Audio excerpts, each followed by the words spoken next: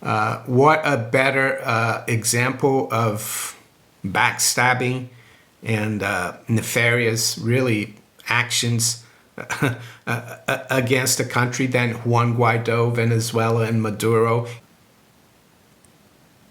Thursday, April 27th, 2023, Maneco 64, home of alternative economics and contrarian views. So over the last few months, or even 6 months, we've seen a flood of news about the petrodollar, the fact that many countries, especially the BRICS nations, are moving away from the petrodollar. And today we're going to look at how the Chinese Yuan is chipping away at dollar dominance. Before I start though, I'd like to give you an example of why countries outside the G7 or outside the Western world are sick and tired, really, of dealing with the West. And this is the example of Juan Guaido in Venezuela. And I guess the powers that be expect people to have a very short memory, and unfortunately they all do. And why is that? Well, because there's so many distractions out there. There's Tucker Carlson, there's the baseball season started. There's all kinds of distractions, not just in the UK or in the US, but also in the UK. Yes. And people forget things, and people don't even know where Venezuela is on the map. But I don't forget, and that's what I'm here to tell you and to let you know about things like this. Because a few years ago, over 3 years ago, we started seeing the West basically say that Venezuela had a unfair election, and that Maduro was not the rightful president. And they actually started backing an opposition guy called Juan Guaido. So here are some examples, and this applies to both political parties in the U.S. and it would probably apply for both in the U.K. It doesn't matter. That's why I keep harping on about that. It doesn't matter who's in power. They're both playing for a greater force up there. They're just actors. And yes, I'll probably get a lot of criticism for this. But look at this. You just have to Google Mike Pompeo on Juan Guaido. So Mike Pompeo, of course, was the Secretary of State under not President Biden, no, President Trump. And look at the stories here. Pompeo meets with Juan Guaido of Venezuela at the State Department. Secretary Pompeo meeting with Venezuelan leader Juan Guaido. Secretary of State Pompeo urges UN to recognize Juan Guaido. So this is in the beginning of 2020. Pompeo says Maduro and Guaido should step aside for new talks, I guess. And then you have Richard Branson, who's part of the elite. I'm not sure if he went to the Epstein Island. Maybe he did, but he's part of the in crowd. He was even, I think he made a trip to Venezuela to have a live concert to help Juan Guaido. And it's hypocritical because in the US, people questioned the election and there was outrage saying, how can you question the election? Even though if you go back to the year 2000, you had the hanging chads, right? But when it's another country like Venezuela who's sitting on billions of barrels of oil, they'll do anything to try to change things. So here's a story from the BBC, February 2019. Venezuela Live Aid. Why is Branson being told to back off, right? To say Venezuela is in the middle of a political crisis would be an understatement. President Nicolas Maduro is locked in a power struggle with Juan Guaido, an opposition politician, self-declared interim leader of the country. So there you go, Richard Branson. What else have we got? Oh yeah, the UK, the UK opposed also the Maduro government. They said that Guaido was going to be, should be the president. And this has got to a lot to do with gold, of course, and reserves. And you probably remember this, but here we go. And I'm coming to why this is all BS, and you see why the BRICS and other emerging nations are sick and tired of dealing with the West. So this is from, let's see, July 2021, so almost 2 years ago. UK reaffirms backing for Guaido as Venezuela president ahead of 1 billion gold case. So if you don't know about the gold case, Venezuela stores, and hopefully they've learned the lesson, and other countries are learning this lesson. Venezuela stores has $1 billion worth of gold with the Bank of England. It's probably worth more now because the dollar and all fiat currencies are disappearing. And that gold's still at the Bank of England. They won't let Venezuela have it. And that's why if there are any finance ministers out there from non-Western countries listening, if you have any gold with the Bank of England or the New York Fed, repatriate it if you can. So there you go. All this going on about Juan Guaido. So you must be saying, so what's happened now? Well, here you go. This is the latest story. And this is from Zero Hedge. Thank you, Zero Hedge, for noticing this, because you probably won't see this in the mainstream media. Are publications like the FT, the Telegraph, the Wall Street Journal, are they going to focus on this complete failure of Western policy and dicking around with other countries? I'm sorry I used that term, but that's what we do, unfortunately. Not we personally, but the people who run our country. So there you go. Juan Guaido, once seen by 50 countries as Venezuelan president, lands in U.S. seeking refuge. So here's the duly, this is the leader of Venezuela. It says, starting last November, the Biden administration began easing oil sanctions on Venezuela and restarted negotiations with the government of President Nicolas Maduro, also as part of mediation efforts to establish peace with the U.S.-backed opposition.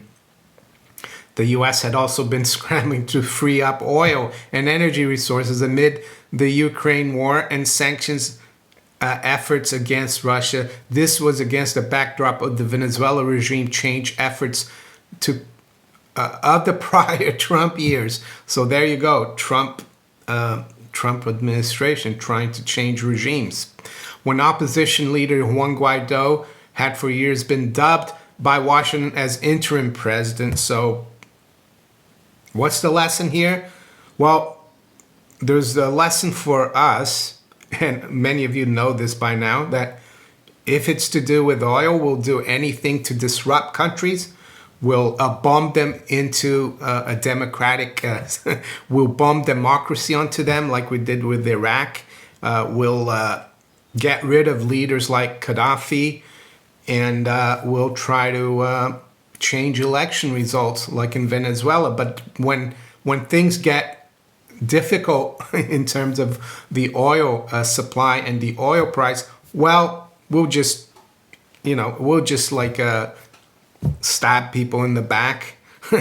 And with that, let's go to the story about the Yuan. And am I defending the communist Chinese? Am I defending Maduro as a communist or socialist? Am I defending Lula, who is very divisive guy in Brazil? Brazil is divided. He's like very left-wing. No, but I can understand why these people why they are strange bad fellows getting together to deal in their own currencies, because they can't do that on their own, because they're not as strong on their own. And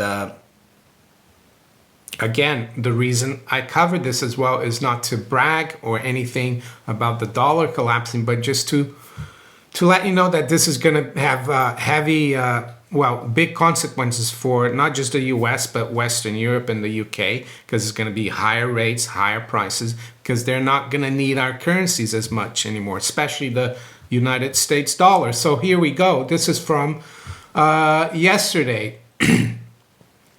Yuan overtakes dollar to become most used currency in China's cross-border transactions. And you might say, well, that's just Chinese transactions, but just think about this and then other countries. This is going to be like a domino effect. Brazil, India, Russia, all the major emerging market countries, that's going to be happening to them. That means less dollar demand.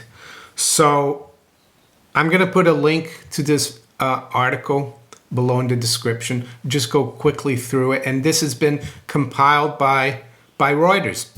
It says cross-border payments and receipts in Yuan rose to a record $549.9 billion in March from $434.5 billion a month earlier.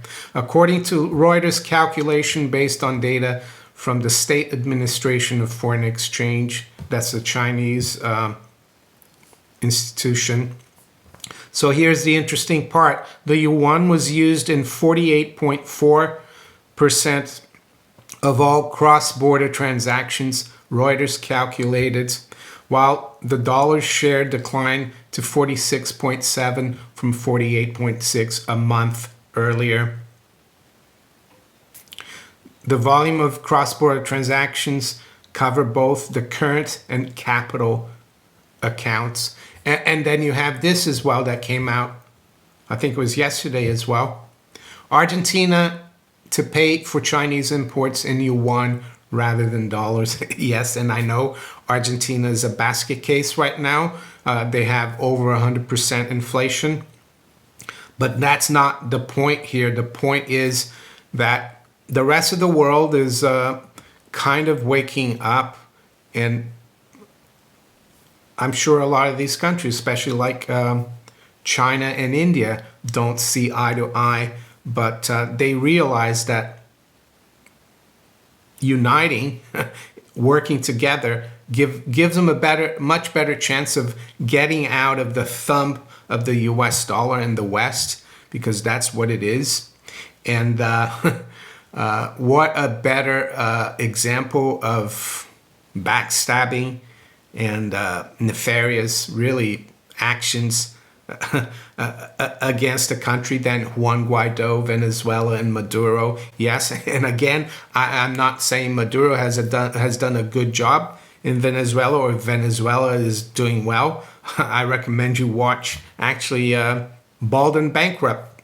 He's just been to Caracas, and it's sad to see, but maybe things are going to improve, but it's going to take a very long time. One thing I would say to all these countries that are trying to get away from the dollar, don't trust anyone, not even China, Russia, or Brazil. Trust gold, because gold will not backstab you in the back. Gold will not debase itself. Gold will always be there. So that's my advice for the finance ministers or the leaders of these countries. Yes, get away from the dollar, but don't jump into the fire. Don't get away from one fire or a frying pan and go into another fire and trust the paper yuan or the paper real. Have gold, and then you'll be a sovereign amongst nations, I would say. So there you go. That's what I wanted to show you. Another quick thing before we look at the markets, and I tweeted about this a couple of days ago when it came out. It was one of my best tweets in terms of getting likes, and I was outraged but not surprised. And in my opinion, this is the kind of comment of which revolutions and revolts are triggered from. And I'm not like pushing for that. I'm just saying, when you look back at history, it's kind of comments like this that make people really angry. So here we go. This was 2 days ago. And this is from the head economist, chief economist at the Bank of England. His name is Hugh Pill. He used to work for Goldman Sachs. He said, people need to accept they're poorer, says Bank of England.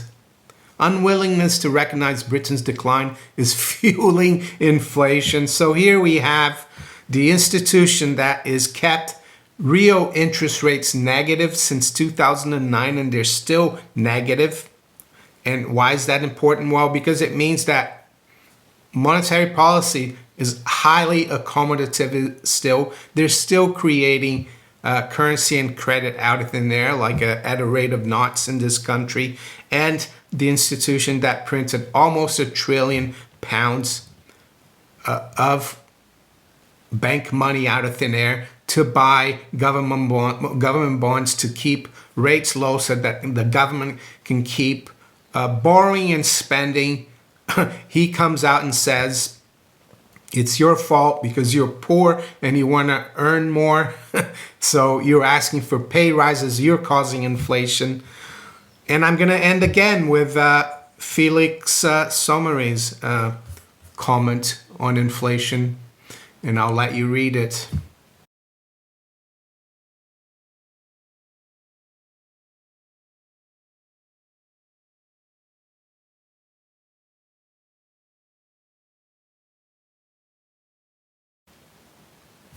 There you go. This guy, I have to say, is a clown. I don't like to get personal about people like that, but it's such a clownish comment to make, and we'll see if it will lead to a peasant revolt like we had many centuries ago. So with that, let's quickly look at where the markets are this morning. It's 8:20 a.m. London time. So we've got spot gold at 2001 and a half.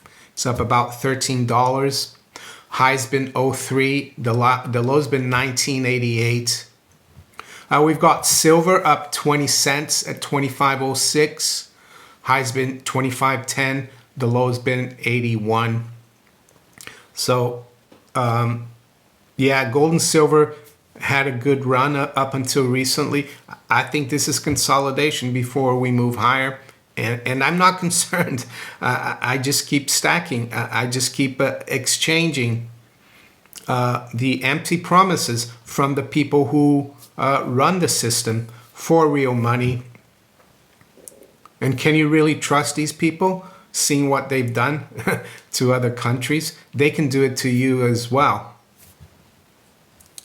The Dow futures is up 66. The NASDAQ futures is up 128, so up 1%. And the S&P 500 is up 20 points at 40.73.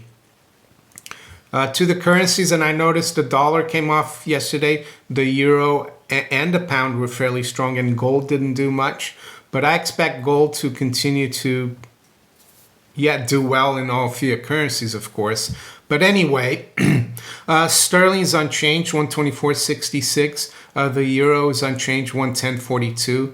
And the dollar is unchanged versus the yen, 133.68. Dollar's down slightly, about 0.2 versus the Yuan at 692.78. The dollar is down almost 1% versus the ruble. It's at 81. Rudy wants to come down, I think. Whoa, he just jumped. Anyway, Aussie dollar is up 0.25%, 66.20. The dollar is down slightly versus the Canadian dollar, 136.33. And the Kiwi dollar is up 0.5% as well at 61.41. WTI crude is up 0.33% at 74.55.